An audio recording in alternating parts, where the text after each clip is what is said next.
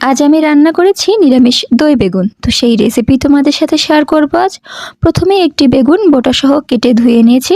এবার হলুদ আর নুন দিয়ে সুন্দর করে মাখিয়ে বেগুনটি ভেজে নিচ্ছি।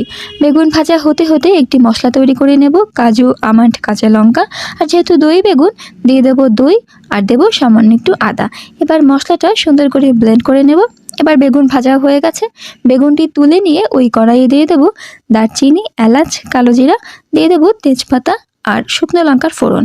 এবারে মশলাটা সুন্দর করে ভেজে দিয়ে দেবো ব্লেন্ড করা সেই মশলাটুকু কষিয়ে নেব হলুদ, জিরার গুঁড়া, নুন, মরিচের গুঁড়া আর ধনের গুঁড়ো দিয়ে।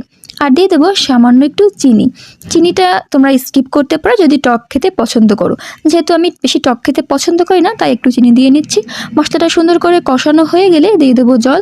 এবারে মশলাটা ফুটে উঠে গেলে দিয়ে দেবো ভাজা বেগুন আর কাঁচা লঙ্কা চিরা। এবারে ঢাকা দিয়ে দেবো, আর গ্রেভিটা শুকিয়ে এলে নামিয়ে নিলেই রেডি কম মশলায় নিরামিষ দই বেগুন রেসিপি।